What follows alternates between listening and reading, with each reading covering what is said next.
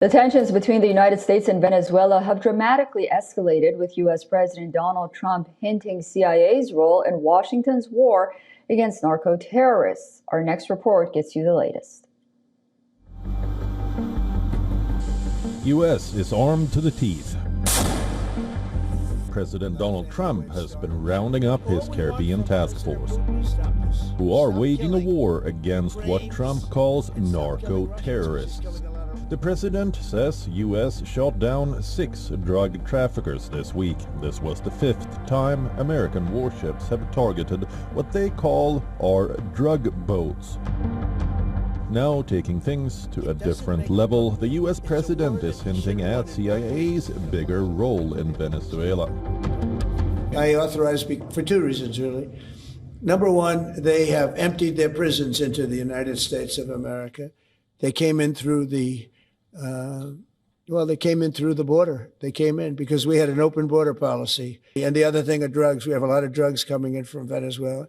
And a lot of the Venezuelan drugs come in through the sea, so you get to see that. But we're going to stop them by land also. U.S. covert floating base, the MV Ocean Trader, has been observed in the Caribbean, rarely seen outside the Mediterranean or West Asia.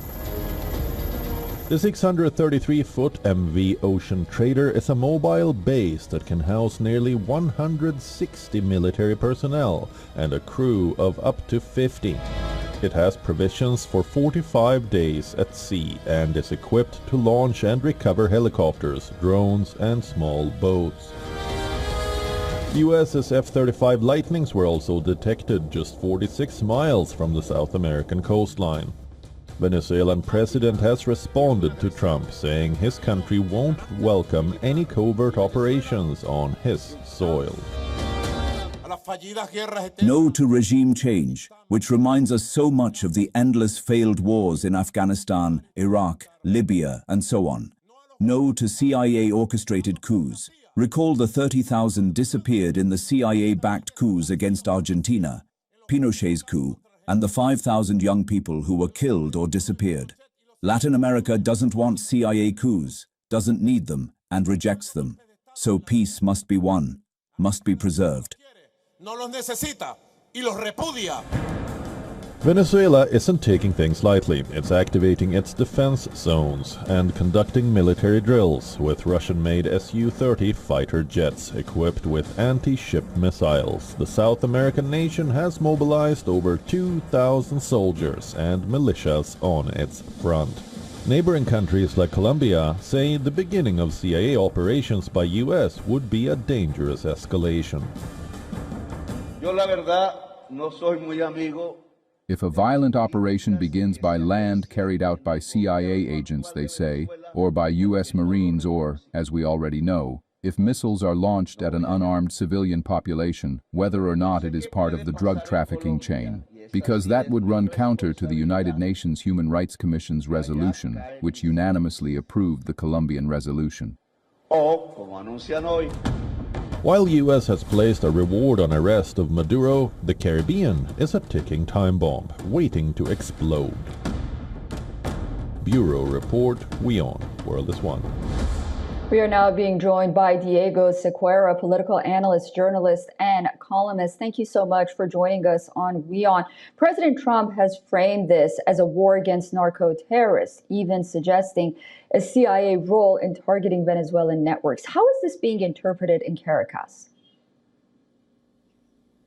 It's kind of odd to announce publicly and in such a high-profile manner that they are actually approving covert operations in Venezuela. So of course, the natural reaction we already saw, it's about condemnation, also to, well, prepare steadfastness in the case of any kind of danger. But also, it also brings the question of how seriously this is, and how much is it actually going on, and how much is actually fear-mongering. So that's something that you also have to take into account, given the situation. But of course, be it one or the other, you have to take it as seriously as it gets.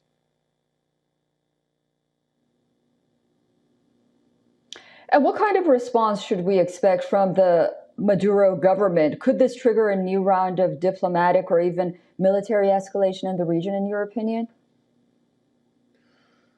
Well, sadly, I think it was somewhere around last week, Trump banned Rick Grenell to keep engaging with communications with Venezuela. So they basically shut down the diplomatic option in favor of what we have already seen, like escalating on the escalation ladder.